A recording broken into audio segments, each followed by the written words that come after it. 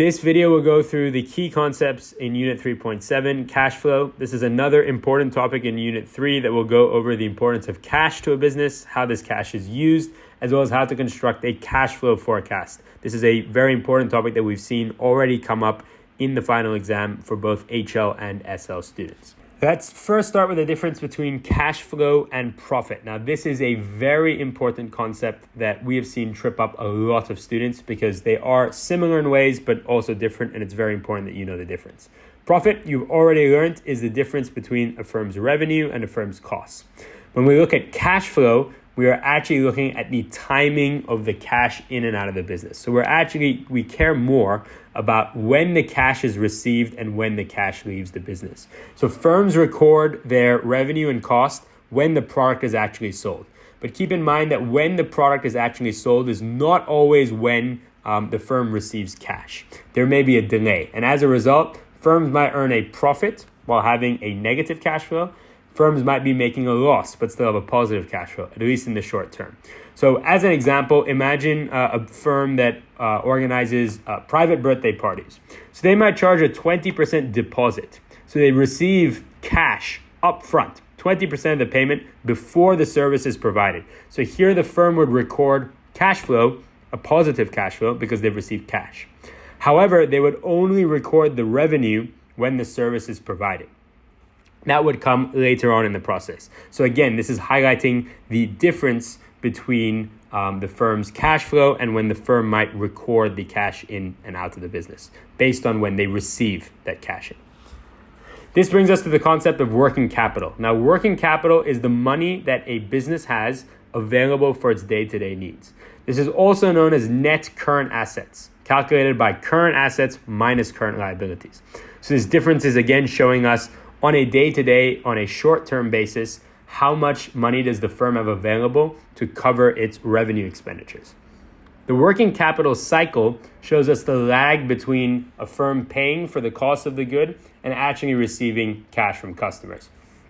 So here, to produce anything, firms must first pay suppliers and employees to produce the goods. Suppliers and employees are not going to accept payments several months later after the products are sold. They want the cash now. The firm must then sell these goods and then they receive the cash. This lag time is called the working capital cycle. Now, some firms receive the cash very quickly, but some firms have a longer working capital cycle, which just means that there is a longer period from the initial payment to suppliers or employees to when they receive the funds from customers.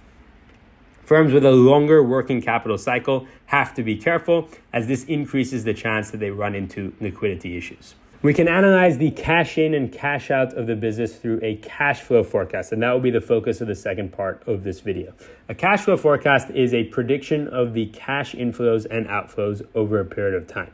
This helps a firm avoid liquidity issues by forecasting when and where it might run into these issues. And this really allows the firm to plan ahead. With a cash flow forecast, we always start with an opening balance, which is how much cash the firm has at the beginning of a period. And this period in business management is typically the beginning of the month. From there, we list out all of the sources by which the firm gets cash inflows, which gives us the total cash inflow. We also do the same thing with all of our cash outflows. We list out all the sources by which cash leaves the business. This gives us our total cash outflow. We can calculate the net cash flow for each month by doing total cash inflow minus total cash outflow. So the difference between these two is the net cash flow for the month.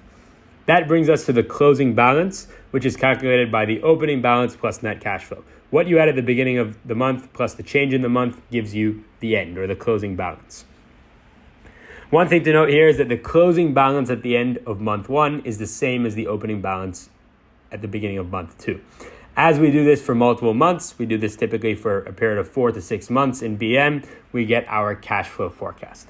On the screen is an example of a fully constructed cash flow forecast. Now, this is what you will have to produce in an exam given case information. Now, this concept does look fairly simple, but it can become quite complicated quite quickly depending on the case information. So it really depends on how much information the case gives you and the complexity of the information in the case. For a more detailed walkthrough on how to construct the cash flow forecast from scratch given case information at varying levels of difficulty, check out the quantitative skills videos on our website, where we'll also point out some common tricks that your teacher or the IB might include in these questions. As always, the best way to practice these concepts is to do lots of case studies to familiarize yourself with all of the ways this can get asked, and it will take you a few practices to recognize the various patterns that show up in the context of these cash flow questions. You also need to know various strategies to improve the cash flow forecast. Now we can group these broadly into improving cash inflows or lowering cash outflows. In terms of improving our cash inflows, we might look at changing our prices or looking at our product portfolio to see if any changes could be made in these areas. In terms of cash outflows, which tends to be the easier one to focus on, we might think of what are the different ways to reduce our costs. For example, we might try to negotiate a longer credit period with suppliers. We might try to get bulk buying discounts, or to cut back on marketing, or to move to a cheaper location. All of these will help the business reduce or better manage their cash outflows. Finally, we can also consider looking for additional finance, such as taking a loan or issuing shares. This is particularly useful when the business is facing major liquidity issues, as it can give them a one-time injection of cash. Many of the same strategies we discussed in the Unit 3.5 videos on ratios can be applied over here. So there are many instances like this in the BM course where similar pieces of information can be applied to different topics. Try to keep track of where this occurs. It will make your studying more straightforward. It'll make your studying more efficient, and it will also free up more time for you to do practice case studies, which is the single best way to succeed in BM. The last concept in this topic looks at the relationship between investment, profit, and cash flow. Firms invest via capital expenditure, which causes short-term cash outflows. They do so with the hope of future profits and improved cash flow in the longer term. Firms need to continually invest in order to keep up with the competition and changes in the external environment, as firms that do not do this might get overtaken by newer, more innovative firms. As an example, the preferred phone for most people in the mid-2000s was either a Nokia for personal use or a BlackBerry for office use. Now, neither of these firms made enough investments into keeping up with the new competition, which at the time was Apple. Once the first iPhone was launched, it became nearly impossible for these two firms to catch up, which is why Apple is now the largest company in this space, and there's a good chance that you have never seen anyone use a Nokia or a BlackBerry. That concludes the key concepts for this topic. We recommend you use these steps as part of your study routine. Pay particular attention to steps 2 and 3, as this is something overlooked by many BM students.